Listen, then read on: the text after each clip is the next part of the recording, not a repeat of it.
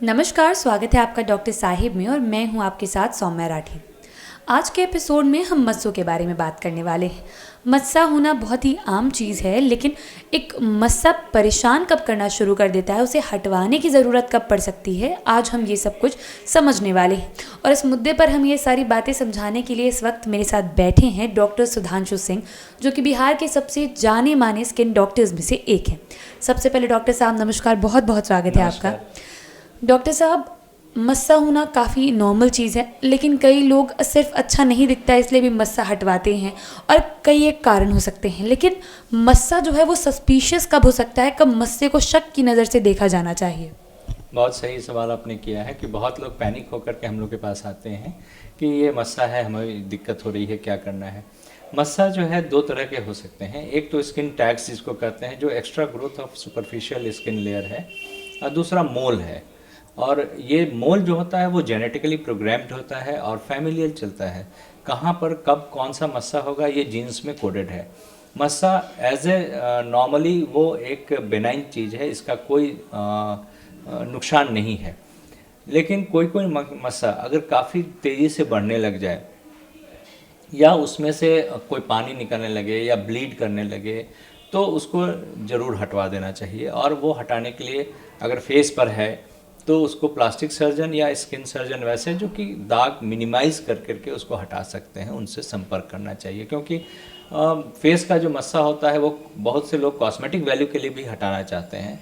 तो वो उसमें दो चीज़ है, एक तो अगर मस्सा या तिल लेवल पर ही है तो लेज़र से भी हटाया जा सकता है या फिर उसको रिमूवल बाय सर्जिकल मेथड भी किया जा सकता है। जी डॉक्टर साहब, मस्सा हटाना जैसे कि आपने कहा कि अगर खून और पानी उससे आ रहा है तो ज़रूरी हो जाता है, लेकिन अगर मस्से से खून और पानी आ रहा है तो वो किस चीज़ की तरफ इशारा कर रहा है, क्यों हटाना ज़रूरी है? जब भी उसका स्वभाव चेंज हो जाता है मस्से का, सडनली ग्रोथ हो जाना, होने लगना बहुत तेज़ी से, या फिर उसमें से पानी आना, ये इंडिकेट करता है कि ये कैंसरस होने जा रहा है।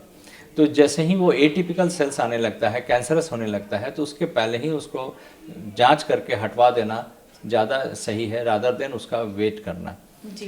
तो जब भी आप लोगों को कोई भी मस्सा नज़र आए जिसका कि 10 साल से कोई ग्रोथ नहीं हो रहा था और सडनली ग्रोथ बढ़ने लगा, या फिर वो उसमें से कुछ पानी रिसने लगा, या फिर उसमें से ब्लड आने लगा, या उसमें से पस आ रहा है बार बार, चोट लगने के कारण भी हो सकता है, तो वैसा करने जब भी संभव हो तो उसको हटवा देना चाहिए। जी डॉक्टर साहब, बहुत सारे लोग मस्से को खुद से हटाने की कोशिशें भी करते हैं, तो वो कोशिश करना कितना सही या फिर कितना गलत हो सकता है? ऐसा नॉमिनली होता है कि लोग चूना और ये लगा करके उसको जला के हटाते हैं।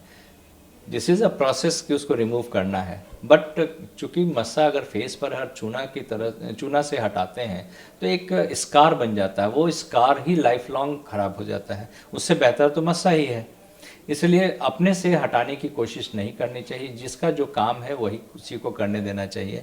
और कौन सा प्रोसेस से हटेगा, कितना बड़ा है, कहाँ पे है, इसका डिसीजन डॉक्टर लेते हैं कि लेज़र से हटाना सही होगा, रेडियो फ्रिक्वेंसी से हटाना सही होगा, या उसको रिमूव करने के लिए सर्जिकली उसको हटाना सही होगा। जी डॉक्टर साहब, ये तो आपने बताया कि मस्से का साइज़ अगर बड़ा हो जाता है तब वो सस्पिशियस हो सकता है, लेकिन कुछ लोग तिल को लेकर भी ऐसी चीज़ें सोचते हैं जिनके चेहरे पर तिल हो या फिर जिनके बॉडी पार्ट में कहीं और तिल हो। अगर तिल का साइज़ बढ़ रहा है तो क्या वो भी खतरनाक साइन है कोई? हाँ, तिल में वो हम लोग 3 टाइप्स ऑफ तिल कहते हैं, एपिडर्मल, डर्मो एपिडर्मल और डर्मल।